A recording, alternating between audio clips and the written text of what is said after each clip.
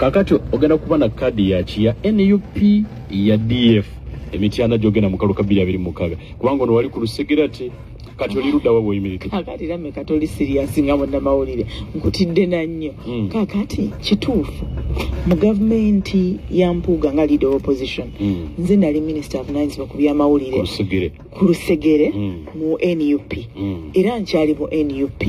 atira Mpuuga akyali mukwano gwange gwanyanga nti semujjo wa PFF yes mukwano gwange asige nti Mpuuga si mukwano gwo mbuza nti okubeera ku Lusegere anti wuliriza kyembadde nzijjako nkugambye nti semujjo naye munywanyi wange ndi mu PFF oba naliko mu FDC wanje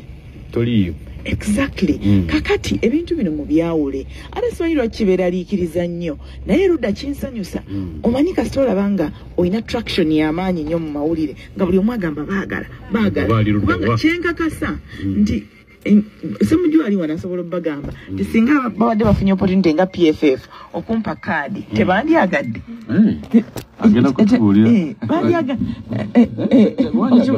Dwachina twali jimuwadde okiwulira ne bwe yandibadde nga ye DP naye yandibadde yagala okukola ki okujimpa nkakasa bukakasa nti ne Democratic Front naye yandyagadde empeeki kadi naye tekitegeeza nti olw'okuba bandyagadde okuzimpa gyendi ndi wa National Unity Platform bamugumu bamukakkamu okiwulidde omutima n'ebirozo byonna biri eyo butereevu butereevu okay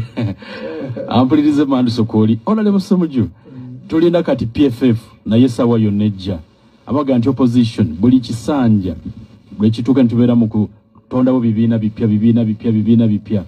muli bera dye kitolo kubaako kimukolawo nga buli kisanja kutondawo ebino byali badde nze nkyogera nze ebbanga ddene singa nze akulembera ebibiina by'opposition ebina bikozeemu ekibiina kimu naye ebizibu bya parties ebyafuna mu Uganda abeesimbawo ate be bakulira parties nali eggana nga ekibiina ekivuganya ekya J Rawlings koze eggana balina ebibiina bibiri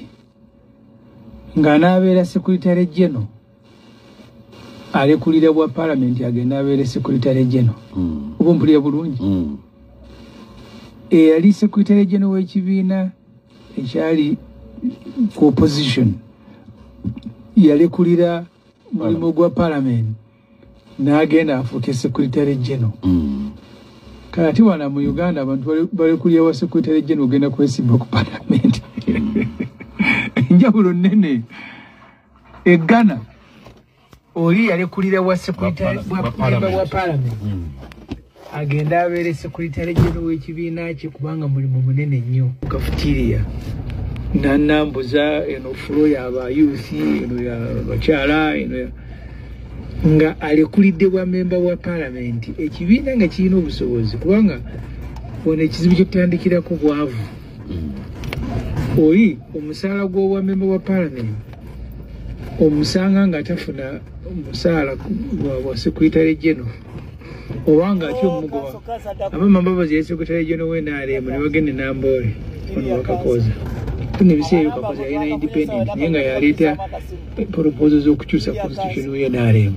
naye nga independent ono munjogera ku bataliwo ne mulowooza nnimba Kakoza nga independent si member w'NRM naye nga yaleeta ebiteeso ebyokukyusa mu constitution y'NRM abamambabazi bakeera ku makya ng'atudde ku high table ne Museveni Bakakoza ne bayita ebiteeso ne bakyusa constitution okusaawa nnyo ambabazi nga bamugobyeyo ku high table atudde mu bantu kakati kyekibagaze bwa MP nzekera kuncha ebibiina bya Uganda ebisinga by'abantu nga yakugobye ku Secretary General n'okusigazako bwa MP kubanga kiso kati kyobuuziza ekitonzaawo ebibiina mu Uganda party ekyekyo nti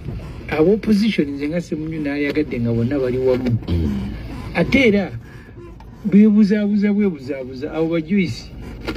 aba Nuupu nze minisita waabwe w'ebyensimbi awo twali tukolaganira wamu naye okulonda bwe kutuuka ate ba Joyce ne bakwogerera nga balinga bakulabye ku olwo bakakasa bulungi ni semunjo oyo mutwe gwo mukola butumukwasa ministry y'ebyensimbi ajagitambula era mbalinza nyo esi mukalunda bebe munaje ekira abantu munabagamba mutya ngaze ministry y'ebyensimbi